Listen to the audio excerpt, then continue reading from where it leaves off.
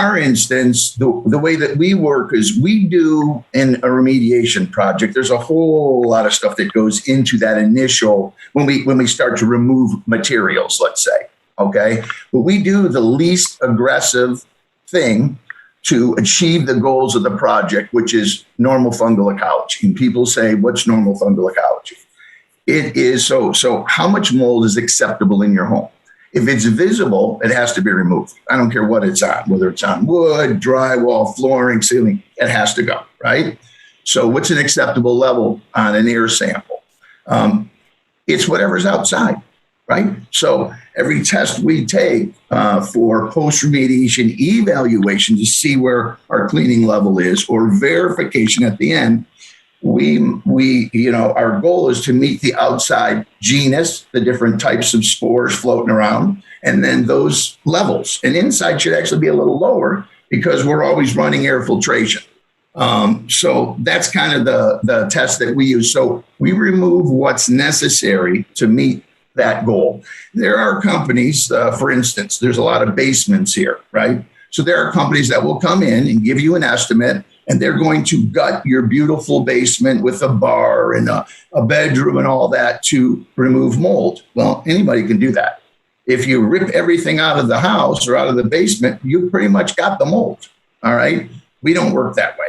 So we do what's absolutely necessary, and we use the tools that are necessary to identify those sources, moisture mapping, infrared, all of these types of things.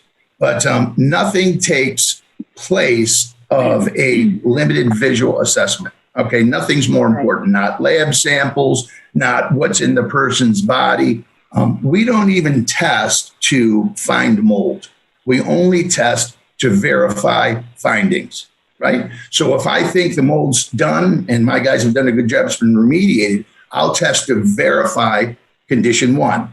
Or if I'm at a house and we see visual mold somewhere, we pull an air sample. I want to know that what I'm seeing is what's in the air and there's nothing hidden, right? So I might pull samples. But in most cases, when I walk in a house and there's mold, there's no reason to test because I already know it's there. The source is obvious because we're able to find the source using moisture meter mapping processes. One of the problems I think that gets... She's too far away from the mic. I can't hear. I'm sorry. Yeah, can you guys see us? One of the problems I think is that people get the results of a mycotoxin test inside of their body, and all of a sudden they become the nail and everybody else becomes the hammer. Meaning, oh yeah, we know you got mycotoxins somewhere in your house, but how do you identify the source? So like you said, some people have been known to sell everything they have, take their houses down to the structure. And, what did that gain them? You got to really ask that question, as opposed to if you work with somebody who understands moisture mapping and the conditions that cause mold, you don't have to tear down the whole house. You just have to find the condition that's causing the mold problem. And that's basically an investigation. So the way that we do it is, we need to know a lot. You can go through this more. Okay. We need to know a lot about the property, right? 80% of the time when I go to a house and I received a referral from functional medicine, I'm going to say 75% of the time, there's no mold in the house, right? So I'll do an investigation. And when I receive referrals from functional medicine, we lab test because it's important that the doctor gets that, those results in those cases. But 70% of the time or so, there's no mold in the home. Now, I figure out later it's their work. It's their kid's house. It's where they babysit for their grandkids. Their church. But a lot of times, because the people that go to functional medicine are very aware of not only themselves, their surroundings and this kind of stuff, they're not going to live with a bunch of visual mold in their home. Okay. So, in most cases, I find it, but I find it somewhere else at their work. And I tell them, listen, I don't see anything. We've tested. And then you got to know the history of the property, right? To determine if, have they lived there for a year? Did they buy it from a bank? Did they buy it from a person? How long did that person live there?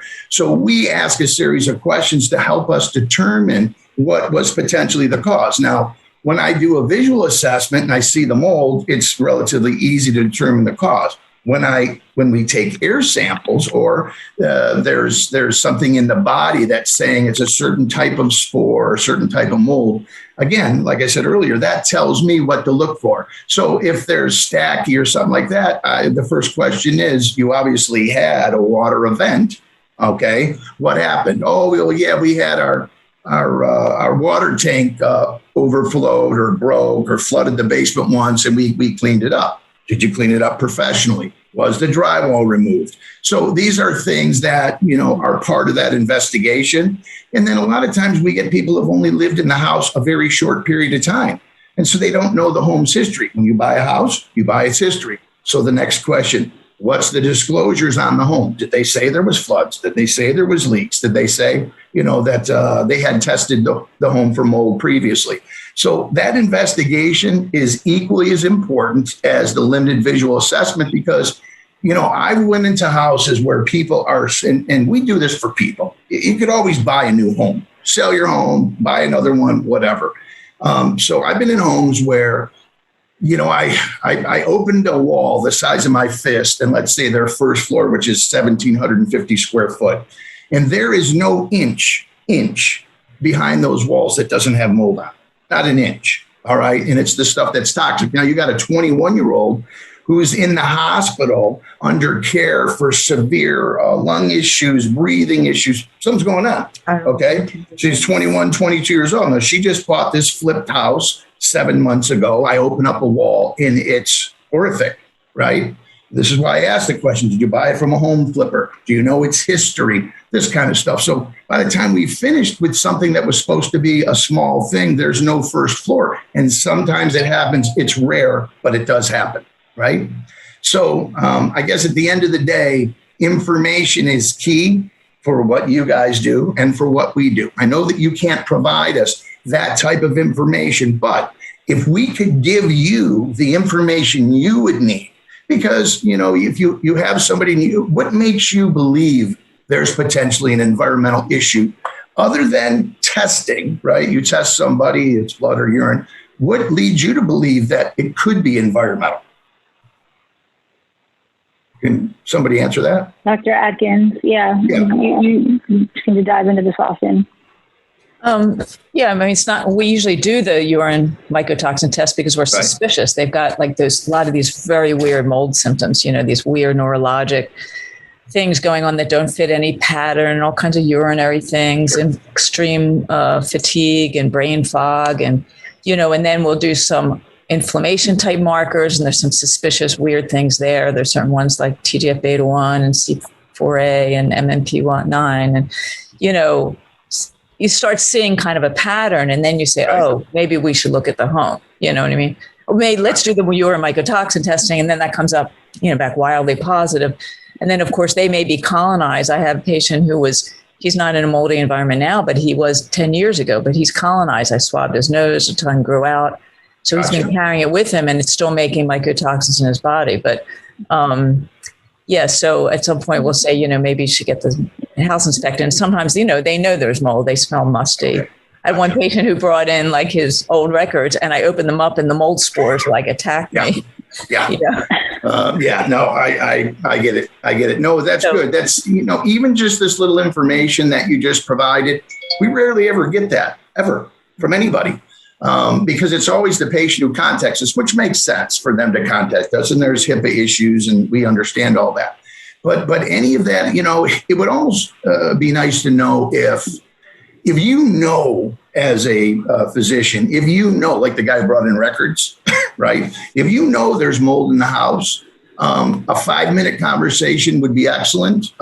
Or if you really suspect, I think sometimes with some of the physicians that send patients to us, they're more unsure, right? They've had this patient for a long time and they're not getting any better. And they've tried lots and lots and lots of things. And I don't know if we're a last resort or part of that process, but more towards the end, not in the beginning. And I think, I feel like sometimes we're a Hail Mary, right? A Hail Mary pass, because when I get there, they're like, oh, yeah, and we're so happy you guys are here. And Nancy's interviewed them and all that. And then they're just hoping that I find some mold in their house because they just want to feel better, right? And I go through it, and I pull extra samples, and if I find something small, minuscule, surface based that could be cleaned with a rag or doesn't require removal or anything like that, it's like I want it to be a worse issue.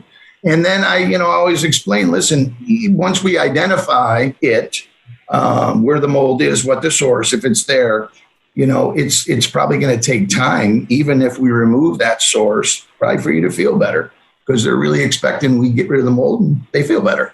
And it doesn't work that fast, especially whereas, the spores aren't carrying mycotoxins. So when you pull an air sample, you get a bunch of spores in there of different types of mold, but they're not producing a mycotoxin because the spores really don't produce it. It's mycelium, meaning it's the growth. So there's got to be some real mold in there for them to really get inundated with the mycotoxin, right? So spore count or spore trap analysis is great for a variety of reasons, but it's a snapshot in time, right?